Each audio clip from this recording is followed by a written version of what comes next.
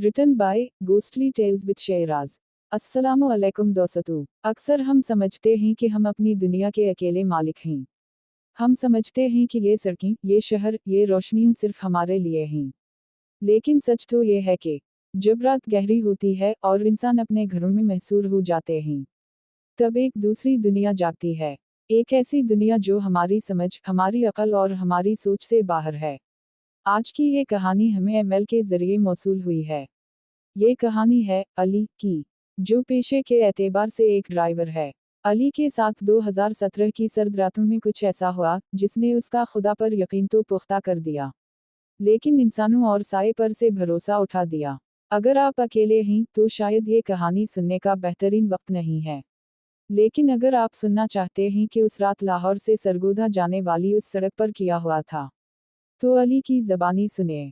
मेरा नाम अली है और ये वाकया 2017 के दिसंबर का है। मैं नया नया कराची से लाहौर शिफ्ट हुआ था। पंजाब की सर्दी मेरे लिए नई थी, हड्डियों में घुस जाने वाली ठंड। मेरे पास एक पुरानी टोयोटा कोरोला थी जिसे मैं करीम पर चलाता था। ईमानदारी की बात बताऊं तो हालात बहुत टाइट थे। किराए का घर था शाहदरा में, जिसकी छत टपकती थी और मालिक मकान का तकाजा हर महीने की पहली तारीख को शुरू हो जाता था। मैं दिन में नहीं, रात में गाड़ी चलाता था। वजह सिर्फ एक थी, ट्रैफिक का ना होना और लंबी राइड्स मिलने का चांस। मुझे रात के सन्नाटे से कभी डर नहीं लगता था, बल्कि एक सुकून मिलता था। वो पीली स्ट्रीट लाइट्स जो धुंध में धुंधली हो जाती हैं, मुझे अपनी तरफ खींचती थीं। दिसंबर का आखिरी हफ्ता था। रात के 11:30 बज रहे थे। धुंध इतनी शदीद थी कि वाइपर चलाने पड़ रहे थे, हालांकि बारिश नहीं हो रही थी। ये नमी थी जो शीशे पर जम रही थी। मैं बाबू इंटरचेंज के पास एक छोटे से ढाबे पर रुका हुआ था। हाथ में चाय का कप था जिससे भाप निकल रही थी, लेकिन सर्दी इतनी थी कि चाय 2 घूंट के बाद ठंडी हो चुकी थी। वहाँ करीब ही एक छोटा सा मज़ार था जहाँ कुछ दिए जल रहे थे। मैंने मज़ार की तरफ देखा, फिर आसमान की तरफ देखा और दिल से एक आह निकली। या अल्लाह, बस कोई एक, सिर्फ एक अच्छी लंबी राइड दिला दे। जेब बिल्कुल खाली है, कल मकान मालिक को मुंह दिखाना है।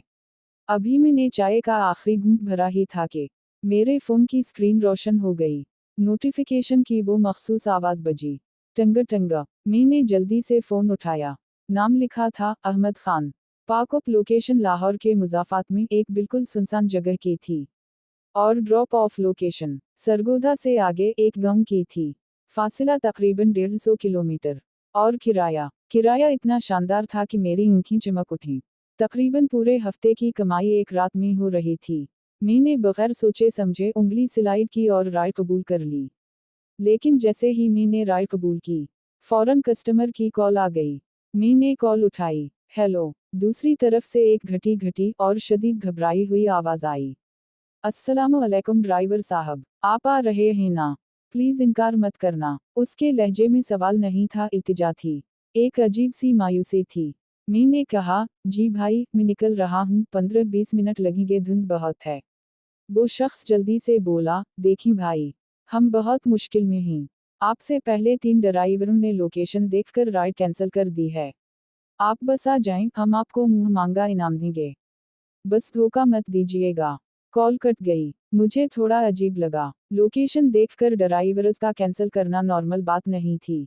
लेकिन फिर मैंने खुद को समझाया कि शायद देहात का कच्चा रास्ता होगा, इसलिए लोग नहीं जाना चाहते। और मुझे पैसों की अशद ज़रूरत थी। मैंने गाड़ी स्टार्ट की, हीटर ऑन किया और धुंध में गाड़ी डाल दी। जैसे जैसे मैं शहर से दूर होता गया, लाइट्स कम होती गईं। आबादी खत्म हो गई और दोनों तरफ सिर्फ खेत और धुंध रह गई। नेविगेशन मुझे कच्चे रास्तों पर ले गई। टायरों के नीचे बजरी की आवाज़ सुनाई दे रही थी। और आसपास मीलों तक कोई घर नहीं था। आखिरकार मैं लोकेशन पर पहुंचा। मैंने सर उठाकर देखा तो सामने का मंजर देखकर मेरे दिल में पहला वसवसा पैदा हुआ। वो कोई आम घर नहीं था। एक बहुत पुरानी, शिकस्ता हाल हवेली थी, जिसकी दीवारों का पलस्तर झड़ चुका था। गेट लोहे का था और जंग आलूद। वहाँ खूब अंधेरा था, सिवाय मेरी गाड़ी की हेडलाइट्स के। गेट के बाहर 4 लोग खड़े थे, जो ठिठुर रहे थे।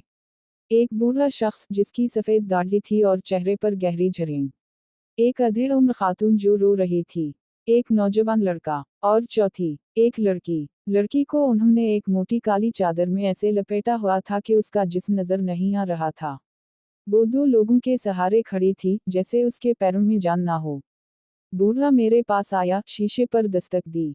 बेटा, अल्लाह तुम्हारा भला करे। तुम आ गए। मैंने डगी खोली, लेकिन उनके पास कोई सामान नहीं था। अजीब बात थी, इतना लंबा सफर और कोई सामान नहीं। खैर, वो लोग बैठने लगे। बूढ़ा बाप अगली सीट पर मेरे साथ बैठा। पिछली सीट पर नौजवान लड़का, मैं और वो लड़की बीच में बैठी। गाड़ी का दरवाजा बंद होते ही एक अजीब सी बू मेरे नथनों से टकराई।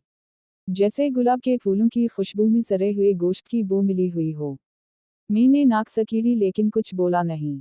चलें चाचा जी, मैंने पूछा। हाँ बेटा, जल्दी चलो, बस रुकना नहीं है, बूढ़े ने ताकीद की। मैंने गाड़ी मोड़ी और दोबारा मेन रोड की तरफ सफर शुरू किया।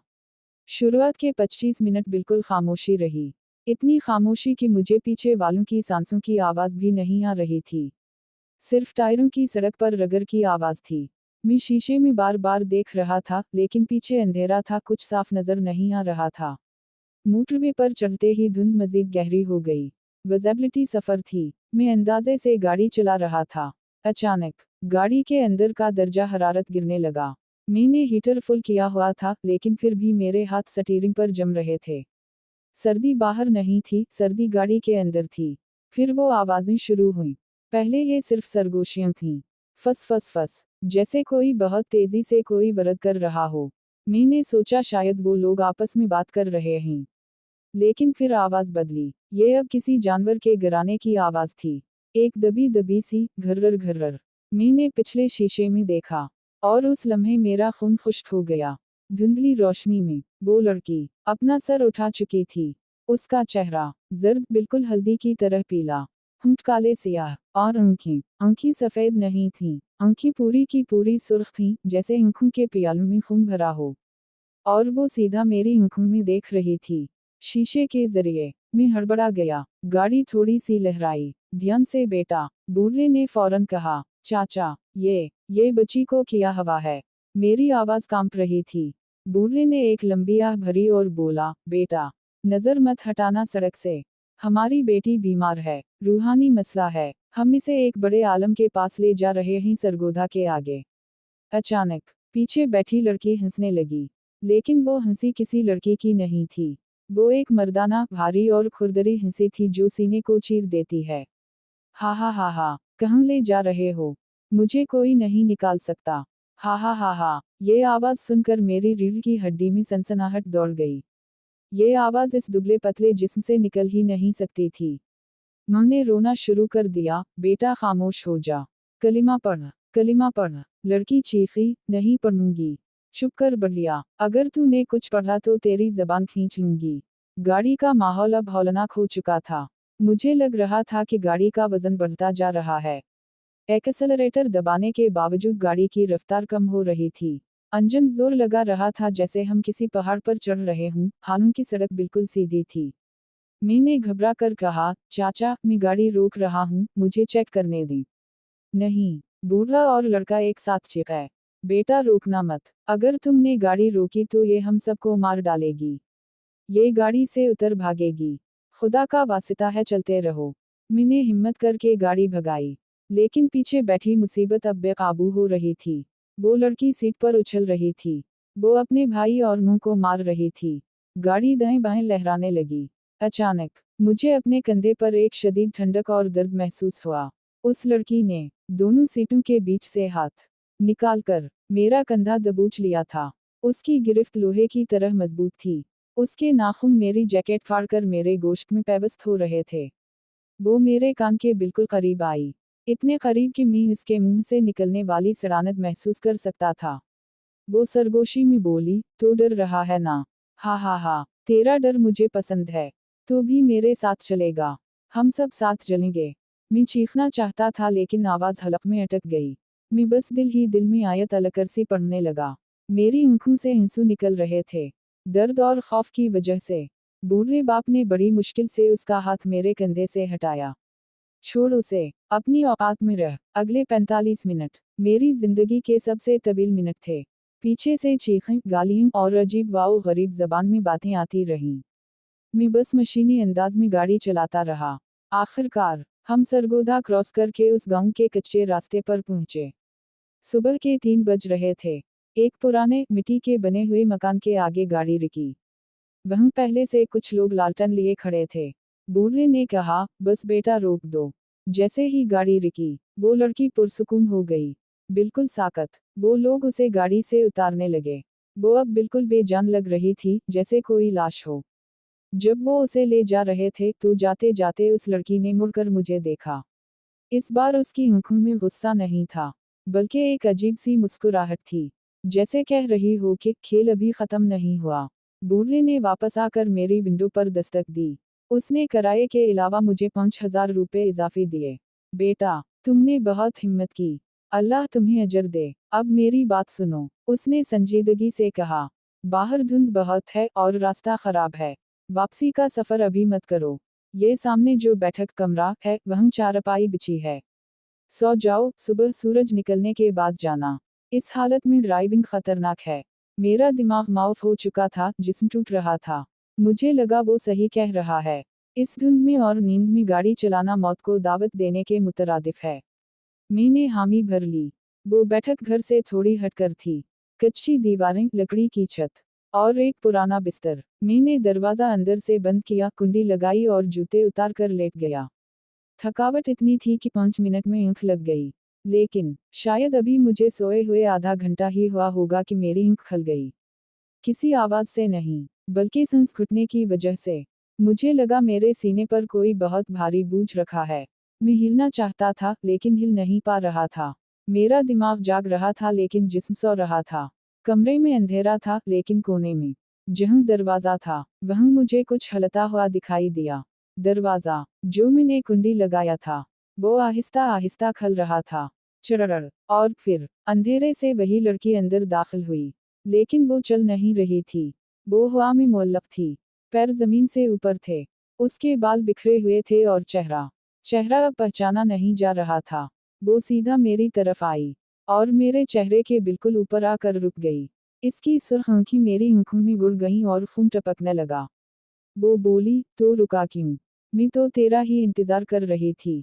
मैं तुझे जाने नहीं दूंगी। तो मेरा है। उसने अपना ठंडा हाथ मेरी गर्दन पर रखा।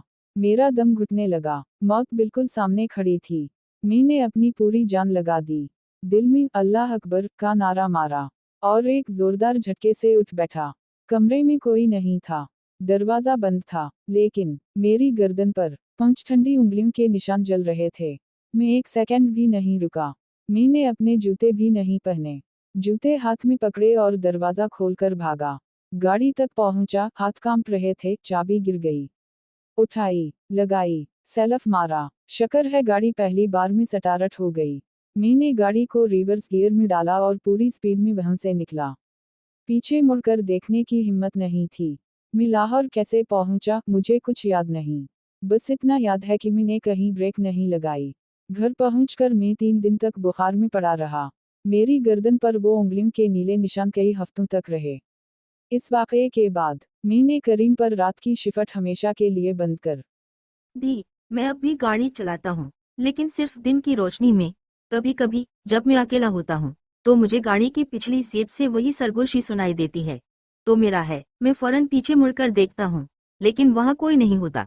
दोस्तों, रिस्क की तलाश जरूरी है, लेकिन कभी कभी हम अनजाने रास्तों पर इतना दूर निकल जाते हैं जहाँ वापसी मुमकिन नहीं होती। जब भी रात को सफर करें, आयतुल कुर्सी जरूर पढ़ लें, क्योंकि सड़क के सुनाते में आप कभी अकेले नहीं होते। अल्लाह हाफिज।